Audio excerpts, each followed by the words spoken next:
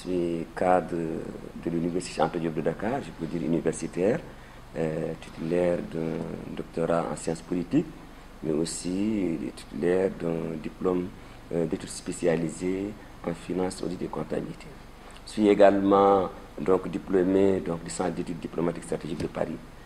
Voilà, en gros, il y a d'autres formations que j'ai faites, mais voilà, je suis aussi acteur politique, comme vous le savez, acteur politique dans le département de Matam, précisément dans la commune de Bokidiawe, où je milite au niveau de la PR. Et je suis militant actif. Pas comme vous le dites souvent, militant des médias. Moi, je suis militant actif, je suis à la base. Je retourne souvent à la base donc pour discuter et échanger avec les militants de la base, comprendre un peu de préoccupations et essayer, en même temps qu'on les comprenne, d'essayer aussi de les transmettre au niveau de la hiérarchie supérieure pour une meilleure prise en charge donc, de ces préoccupations.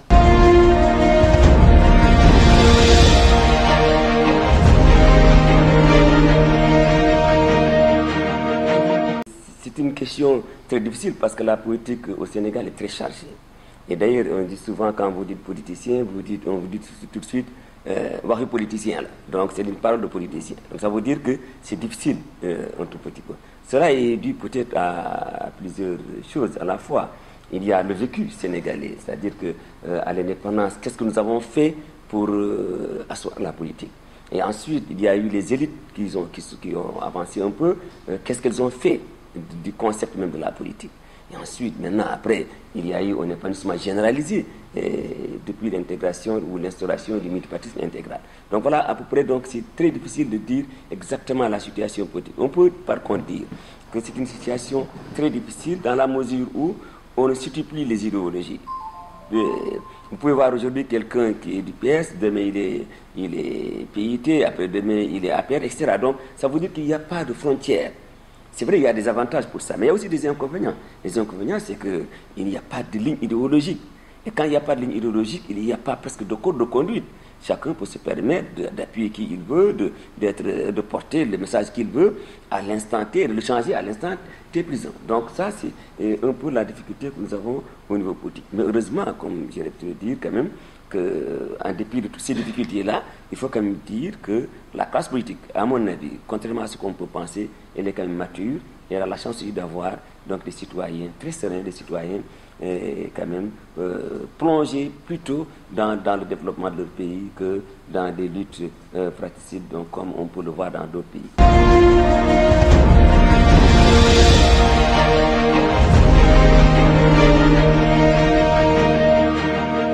C'est vrai qu'il y a eu 47 listes. Je crois d'ailleurs que ça a posé beaucoup de problèmes. Mais il faut se replonger un tout petit peu dans l'histoire politique sénégalaise. Vous savez que la floraison des listes aux élections législatives du 30 juillet 2017 est une conséquence à la fois de l'instauration du multipartisme intégral et des nouvelles dispositions constitutionnelles relatives notamment à la participation désormais autorisée des listes indépendantes à toutes les joutes électorales. Et je veux rappeler cet adage du président Diouf qui disait « Diaka Manginonu Kumuna Nod ». Ça veut dire que voilà la mosquée, chaque musée peut faire l'appel à la prière. Mais ça, il avait soutenu.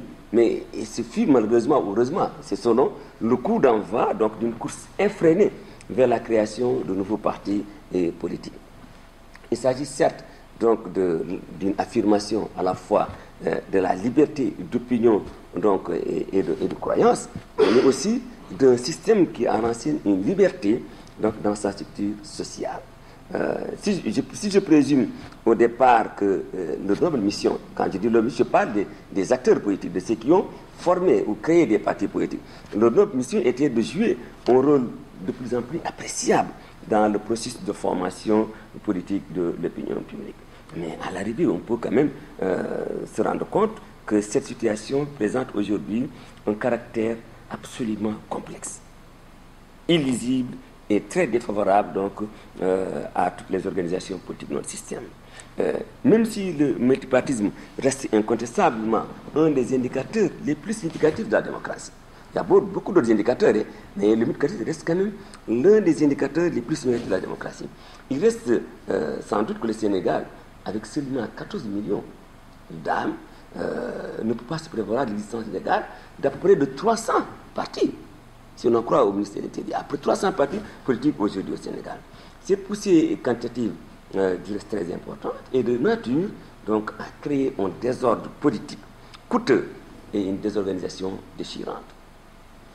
Comme vous pouvez le constater, le temps de la conception et de la confrontation des programmes est fortement réduit par le temps de la parole dans les médias et du débat politicien.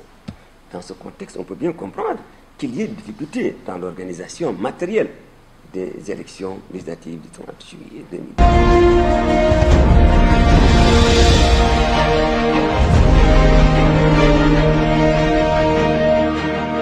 Vous savez, il y a ce qu'on appelle le contentieux préélectoral, le contentieux post-électoral. Et dans nos pays, malheureusement encore, chaque fois qu'il y a une élection, il y a après les deux. Vous avez le contexte, le contentieux préélectoral et vous avez le contentieux post-électoral. Alors, en l'occurrence ici au Sénégal, vous avez pu vous rendre compte que avant donc l'organisation des élections, avant la date fatidique du 30 juillet, il y a eu un débat sur les cartes, donc sur le nombre de listes. Est-ce que la personne, disons pas la personne, l'électeur avait la latitude de choisir donc autant de listes qu'il y en avait, les 47, ou est-ce qu'on pouvait lui donner la possibilité d'en choisir tout simplement certaines et de laisser les autres pour améliorer tout simplement la fluidité. Ça, c'était déjà un contentieux, même s'il n'est pas d'une portée très très significative, c'était quand même un contentieux. Ensuite, il y a eu le contentieux post-électoral, après la proclamation des résultats, qui découle du contentieux préélectoral, parce que ceux qui ont perdu, et même parfois ceux qui ont gagné, ont prétexté que les procédures, à un moment donné, étaient défaillantes, et qu'il y a eu des citoyens sénégalais qui n'ont pas pu conduire. Vous avez peut-être raison de l'évoquer, cette situation difficile. Alors, elle a pu conduire à quelques incompréhensions. En vérité, la consolidation de tout processus démocratique dépend très largement de la capacité des acteurs à faire des concessions et des compromis. En démocratie, voilà deux termes qu'il faut retenir, concession et compromis. Si vous ne le faites pas, vous allez vers des ruptures, vous allez vers des blocages, parce que chacun va se figer alors sur sa feuille de route. Et malheureusement, lorsque les pressions sont trop fortes sur le système, lorsque les clivages et les inévitables conflits deviennent inéluctables, parce que les acteurs refusent tout compromis, les risques de rupture augmentent. Et ça, malheureusement. Mais je vais m'empresser d'ajouter que ces risques seront annulés pour le cas du Sénégal par la forte personnalité du président de la République, le président Macky Sall. S'ils ne sont pas annulés, en tout cas, ils seront fortement atténués avec son implication, de telle sorte que, quand même, on puisse avoir des compromis et des consensus après les élections. Et que, je le disais tout à l'heure, en faisant confiance à la maturité donc, des acteurs politiques, mais aussi à la sérénité des électeurs, on peut, au lendemain des élections, donc aller facilement, en tout cas convenablement au travail, comme dans les plus grandes démocraties du monde. Et c'est le cas au Sénégal. Même s'il y a eu des difficultés, il faut reconnaître que le 31 juillet, pour l'essentiel, tout le monde est allé au travail et il est heureux de le constater donc, pour notre pays.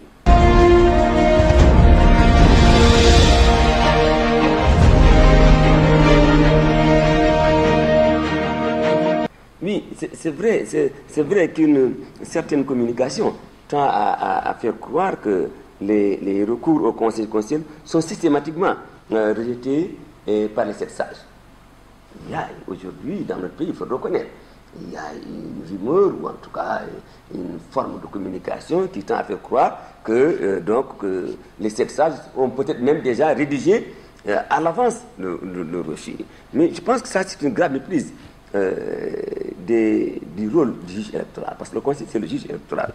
C'est une méprise très grave, car le juge électoral ne fait que dire le droit. C'est-à-dire de gérer, selon son intime conviction, les prétentions des partis en présence et de répondre objectivement à leurs questions. Le juge électoral est ainsi amené donc, à vérifier si les irrégularités alléguées sont constantes et consistantes, et qu'elles sont alors de nature à altérer le scrutin la sincérité du scrutin et d'en modifier l'issue. Ça veut dire quoi? Ça veut dire que le juge électoral, lui, ne se contente pas de constater que dans mon village, il y a une irrégularité. Il faut voir est-ce que cette irrégularité, elle est constante, c'est-à-dire qu'elle s'est reproduite plusieurs fois. Elle est consistante, est-ce qu'elle est d'une certaine ampleur? Et alors, elle a pu modifier donc l'engagement des électeurs à confirmer ou à changer. Voilà la position du juge électoral. Il ne peut pas y avoir, même dans les plus grandes démocraties du monde, vous verrez rarement donc un scrutin 100%, donc qui n'a aucune contestation, aucun problème. Mais le problème, c'est de voir avec le juge électoral, est-ce que, franchement, ces irrégularités alléguées sont de nature à donc modifier l'issue du scrutin tel qu'il a été décidé par les électeurs. Dans un état de droit, il faut nécessairement faire confiance aux institutions. Et c'est là, à mon avis, pour répondre à votre question, le sens et la portée des différentes saisines du Conseil constitutionnel par le chef de l'État, le président Macky Sall, sur des questions très importantes. Parce que toutes les questions qui ont fait l'objet de recours, enfin de saisine au Conseil constitutionnel, c'est parce que c'est des questions importantes. Vous avez, peut-on donner la latitude à l'électeur de choisir 5 sur les 47? C'est une question très importante. Est-ce que le mandat du président peut être réduit ou non? C'est une question très importante. Donc, c'est des questions très importantes sur lesquelles donc, le président a saisi le juge constitutionnel parce qu'il a pensé à ce moment précis que l'arbitrage du juge était important.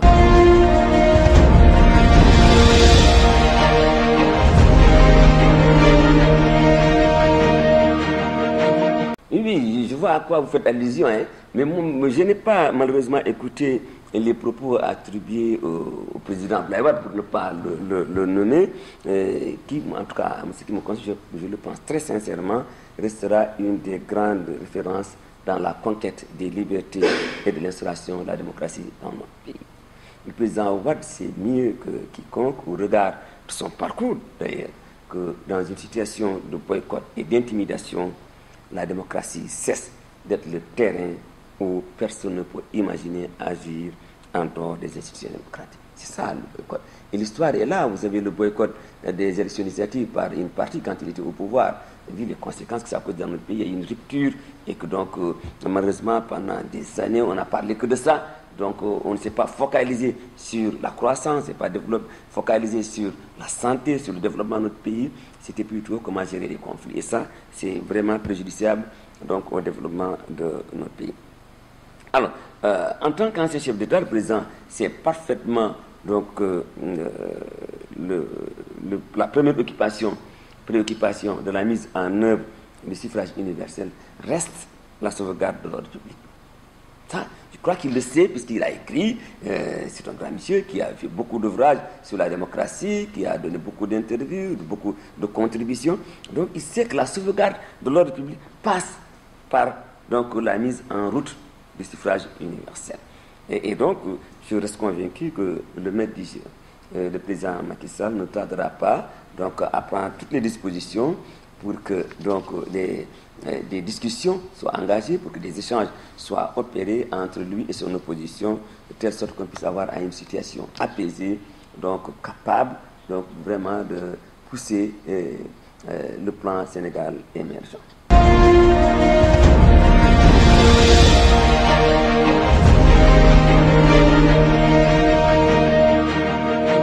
Sénégal émergent, hein, parce que je l'ai évoqué furtivement, parce qu'à mon avis, c'est un projet très important. Et moi, je reste convaincu que les résultats recherchés donc, seront clairement atteints et pérennisés si les Sénégalais, dans leur majorité, dans leur totale majorité, adhèrent au projet et recherchent, dans la fidélité de nos valeurs et de nos principes, la force d'un nouveau statut, d'un nouveau sursaut collectif, pour qu'ensemble, partis politiques, syndicats, organisations de la société civile et moi associative célèbrent en toute sérénité, sous l'autorité du chef de l'État, donc le président Macky Sall, notre comment on va vivre ensemble. Ça, à mon avis, c'est très important dans le Sénégal, parce qu'il dépasse même donc, le mandat du président de la République. Ça veut dire qu'il faut quand même qu'il y ait un consensus autour de ce projet. Et pour qu'il y ait ce consensus, il faut qu'il y ait des discussions et des échanges importants au niveau de...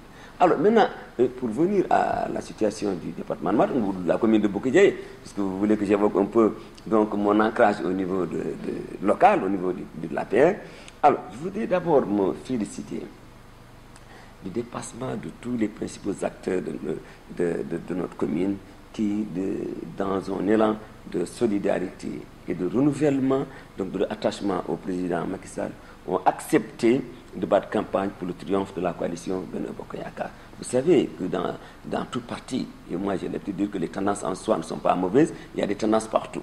Ici, si je me félicite, parce que tout simplement, malgré l'existence de toutes ces tendances, il y a quand même eu un compromis ou des compromis qui ont fait que tout le monde a battu campagne pour la même cause. Et c'est justement, d'ailleurs, cette entente cordiale donc, qui a permis de réaliser donc, le score très important que vous avez. Une victoire quand même très éclatante. Je veux ici témoigner, si vous le permettez, solennellement et fraternellement, ma reconnaissance à toutes celles et à tous ceux qui ont accepté ce compromis. Comme vous le savez, puisque nous sommes au niveau local, restons-y, je dirige un mouvement politique qui a un ancrage local incontestable dans les 33 villages et hameaux que compte notre commune, mais aussi une présence significative dans le département de Matam. Ce mouvement s'est donné corps et âme dans cette campagne et avec notre mandataire communal, le maire Khalilou Wadé, nous avons accompli un formidable travail.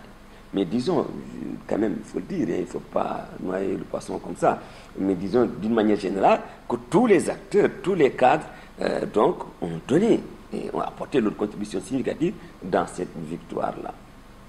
Alors, permettez-moi aussi d'associer à l'expression de ma gratitude toute l'équipe du Sénégal, de la diaspora. Je dis que c'est un mouvement politique. Ce mouvement, il est certes au niveau local, mais aujourd'hui, vous allez le retrouver au Gabon, vous allez le retrouver en France, vous allez le retrouver aussi au Congo. Il est en train donc de prendre une dimension internationale. Donc, pardon? Comment il s'appelle le mouvement? Le mouvement, il s'appelle Djiki et Yakar. Djiki et Yakar, c'est une expression poulard qui veut dire donc espoir réaffirmé, c'est ça, parce que vous avez les deux termes qui disent après la même chose. Je ne sais pas si vous êtes poulard ou pas des poulards, mais Djiki et Yakar, c'est après la même chose. Mais ça veut dire, si on traduit, ça veut dire un espoir réaffirmé. Et donc c'est ça un peu, c'est pour insister sur le terme espoir. Alors donc, j'étais en train de dire, donc ces militants de la diaspora donc, et du Sénégal, donc nous accompagnent sans relâche, jour et nuit. Et c'est des militants sans le travail ardent d'ailleurs desquels les activités politiques de mon mouvement n'auraient pas connu autant de succès. Donc je leur dois cette reconnaissance-là et je voudrais profiter de votre antenne pour les remercier tous autant qu'ils sont donc d'ici et d'ailleurs. Maintenant que les élections sont derrière nous, je veux quand même profiter de voir pour parler de mon mouvement. On va continuer un peu, si vous le permettez. Donc, notre mouvement maintenant va s'appuyer sur ses membres, des hommes et des femmes de qualité, dont le talent, l'engagement et l'énergie nous permettront sans nul doute de le massifier et de d'élargir ses bases au niveau national. Ça veut dire que dans les prochains jours, nous allons certainement vous convier à une manifestation de très grande envergure pour lancer ce mouvement de dimension nationale. Alors, et notre ambition restera, pour le moment en tout cas, la réélection du président Macky Sall en 2019.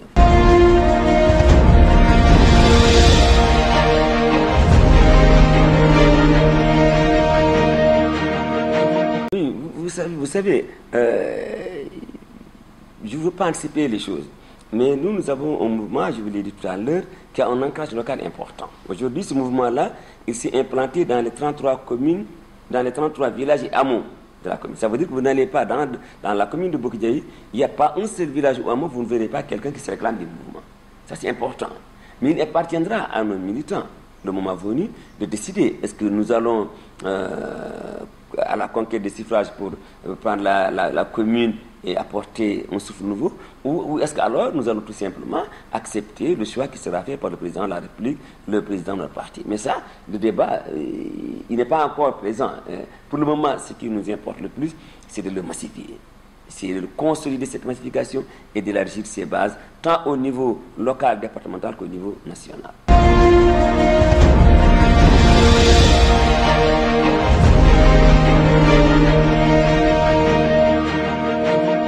Vous savez, moi je suis, avant d'être acteur politique, je suis d'abord militant du mouvement associatif. La politique, elle m'a trouvé comme ça, malheureusement, et elle m'a emporté. Mais en réalité, je suis militant du mouvement associatif. Et à ce titre, donc, j'ai présidé l'association de mon village, je suis membre fondateur de la Fédération des associations pour le développement du Fouta, la FAFD, je suis membre fondateur, et tant d'autres organisations. Donc moi, je suis militant du mouvement associatif. Et je suis soldat aussi de mon village et de mon terroir.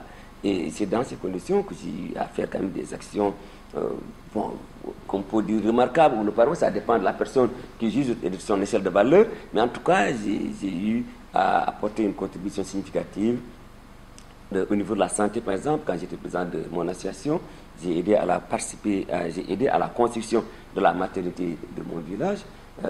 Ça, c'est du développement, je crois. Parce que j'entends souvent les gens dire nous voulons des acteurs politiques de développement. Mais moi, je pense que acteur politique de développement, c'est déjà participer à la santé. Un acteur politique de développement, c'est quelqu'un qui permet à la jeunesse de s'épanouir en organisant des tournois que tu finances toi-même, donc que j'ai financé à l'époque. Donc, et puis, tous les participants étaient bénéficiés de jeux de maillot. Donc, on tuait déjà donc, les conflits comme on en voit aujourd'hui dans les Namétanes. Moi, quand j'organise un tournoi, je dis tous les participants ont droit, en réalité, à la même récompense, donc pour ne pas qu'il y ait des problèmes. Ça, c'était l'épanouissement des jeunes. Nous avons aussi aidé notre jeunesse à poursuivre ses études. Et nous avons envoyé des jeunes dans le Maghreb, en Europe. Nous les avons aidés à trouver des bourses. Et aujourd'hui, il y en a qui sont revenus, qui sont des cadres aujourd'hui, que peut-être que vous connaissez, et qui sont au niveau du port autonome, au niveau donc, des études, qui aujourd'hui travaillent. Et grâce à Dieu, on rend grâce à Dieu, parce que Dieu qui nous a aidés, nous avons pu leur trouver des bourses, ils sont partis, ils sont revenus. Et les autres sont là, et nous avons aussi les autres étudiants qui sont au niveau des universités, que nous aidons aussi, que nous encadrons, que nous accompagnons, pour qu'ils puissent aussi trouver des bourses nationales, pour qu'ils puissent aussi trouver donc, des facilités pour pouvoir poursuivre les études. Mais on ne s'arrête pas là, parce que vous savez que vous avez différentes catégories de population. Vous avez ceux qui veulent étudier, vous avez ceux qui restent au village parce qu'ils ont besoin peut-être d'un autre confort, mais vous avez aussi une grande majorité de ceux-là qui veulent gagner leur pain et qui malheureusement ne trouvent pas. Et ça aussi, nous aidons beaucoup de nos jeunes à s'insérer, nous les accompagnons, nous en recrutons beaucoup, donc pour leur permettre un peu d'avoir une valeur ajoutée dans leur famille d'abord, et ensuite cette valeur ajoutée va se répandre dans le village et dans nos terroirs. Voilà comment nous concevons la politique. Nous ne pensons pas que la politique, c'est de l'équerelle inutile ou vraiment passionnée et qui finissent toujours d'ailleurs par des réconciliations spectaculaires.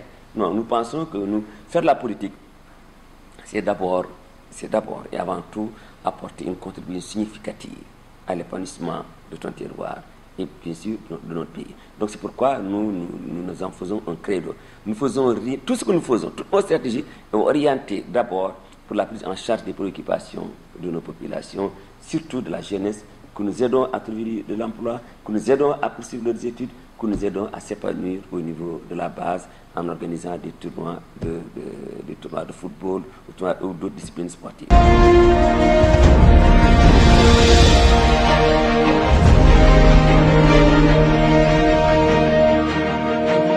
Bon, moi, je ne peux pas tellement répondre à votre question parce que c'est une question qui concerne l'avenir. Ce que je peux dire, c'est que moi, c'est une philosophie chez moi. Ce que je fais ne dépend pas de mes activités politiques. Et les gens de mon village et de mon terroir vont vous le confirmer. Ils vous diront que d'ailleurs, quand j'aide quelqu'un, je lui dis que non, tu n'as pas besoin d'être avec moi politiquement pour que tu puisses bénéficier de mon soutien. Donc moi, j'aide les jeunes à trouver de l'emploi. Il y en a qui sont contre moi, même dans mon service. qui sont contre moi, qui sont partis au village battre campagne contre moi, mais ils continuent d'être dans mon service. J'ai donné à des gens des bourses. Aujourd'hui, ils sont là, c'est des cadres, ils ne m'accompagnent pas du tout politiquement. Donc moi, si vous voulez, c'est un sacerdoce chez moi.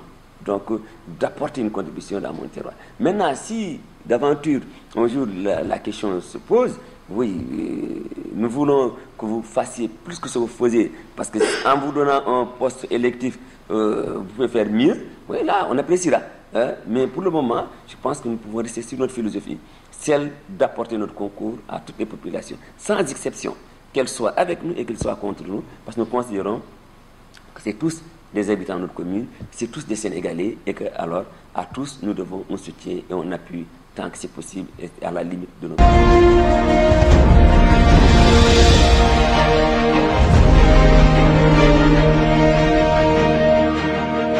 aussi, ça peut vouloir dire aussi une certaine lecture des résultats. Mais en tout cas, pour nous résumer cette question, moi je fais entièrement confiance au président Macky Sall. Quand on regarde son parcours, il a occupé tous les postes de conseiller, de maire, de président de l'Assemblée, donc tous les postes. Donc, il connaît très bien notre pays et je pense qu'il tirera toutes les conséquences donc, de ces résultats-là. Il en fera la lecture la plus intéressante pour pouvoir aller en 2019 avec beaucoup d'assurance, avec beaucoup d'espoir et que finalement, donc, que la peur s'éteigne et que en 2019, qu'il soit réélu dès le premier tour.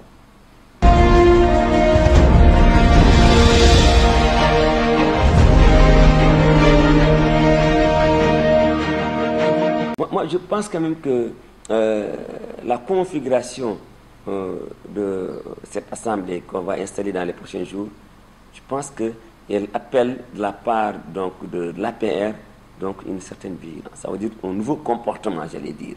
Je pense qu'il y a quand même des hommes et des femmes de qualité qui ont été élus, qui vont aller à l'Assemblée, pour laisser le monopole donc, des propositions, le monopole donc, du débat. Et ça, je pense que ça va être enrichissant à mon avis. À mon avis, les 125 députés que nous avons ne vont pas être là seulement pour applaudir. Ils ne seront pas là seulement aussi pour valider tout ce qui viendra de l'exécutif. Je pense qu'ils ont compris que nous allons vers des échéances très importantes. Et en allant vers des échéances importantes, ça signifie déjà intégrer tous les obstacles potentiels, les identifier et les intégrer dans le combat de tous les jours. Et je suis sûr que les députés qui ont été élus, qui sont aussi des hommes et des femmes de très grande valeur, comprennent parfaitement la responsabilité qui est la leur. Et à partir de ce moment, je pense que le débat ne sera plus celui de la législature qui vient de passer. Ce sera un débat franc, ce sera un débat porté sur les projets de notre pays, notamment le PSE, un débat porté aussi par des réformes qui peuvent être très intéressantes pour l'ensemble des Sénégalais. Je fais confiance à ces députés de l'APR, aussi à tous les autres députés, pour que cette législature-là, au moins, ne soit plus catégorisée comme étant une chambre d'applaudissement. Je pense que ça, tous les Sénégalais, de quelque bord qu'ils se situent, déplorent toujours, et d'ailleurs, on a l'habitude de dire tout simplement, non, le député, il va là-bas pour dormir et applaudir. Je pense que cette législature-là, elle fera exception, et c'est la première fois d'ailleurs qu'on élit des députés avant le président de la République. Et ça, c'est important. C'est important. Donc, ça veut dire qu'il y a un changement, et ce changement-là peut induire quand même des modifications très importantes dans ce que nous faisons tous les jours, surtout dans notre approche méthodologique, dans nos stratégies électorales, nous APR, parti au pouvoir.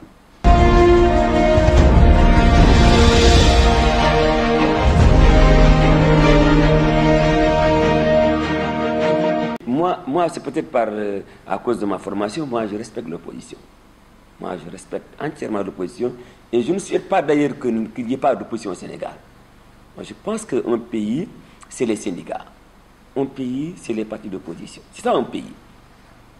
Un pays a besoin d'un débat contradictoire. Et moi je fais partie de ces hommes-là qui pensent que l'opposition doit avoir sa place dans notre pays et il doit continuer de vivre et de s'épanouir.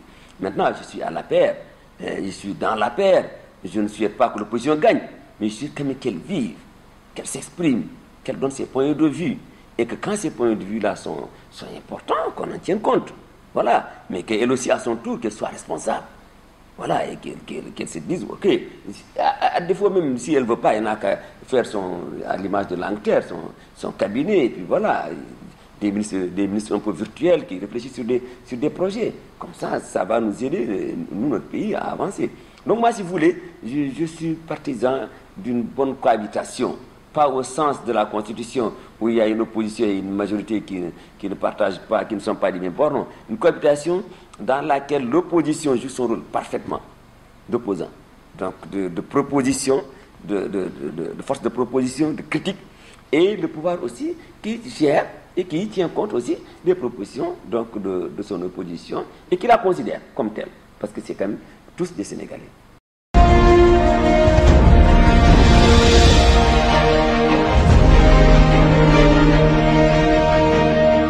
Le Sénégal et le Cap-Vert, les îles du Cap-Vert, sont presque les seuls pays d'ailleurs qui n'ont jamais connu de coup d'État.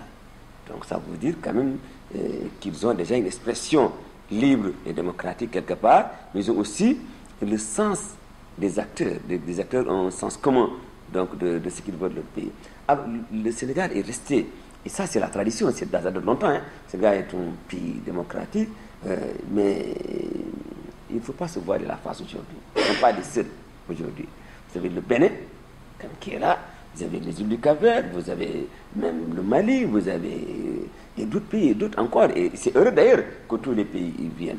Alors, si nous voulons, nous Sénégalais, garder ce leadership, il faut faire des efforts dans la communication entre acteurs politiques. Je pense que si nous arrivons à gérer donc, la communication entre l'opposition et le pouvoir, si nous arrivons à gérer les préoccupations de la société civile dans le sens de l'amélioration de nos institutions, je pense qu'à partir de ce moment, on va encore garder pendant longtemps ce leadership-là. Mais ça signifie ce que j'avais dit tout à l'heure, l'acceptation des consensus et des compromis. Dans une démocratie, si on n'accepte pas les compromis et les consensus, on est amené à conduire à une situation désagréable.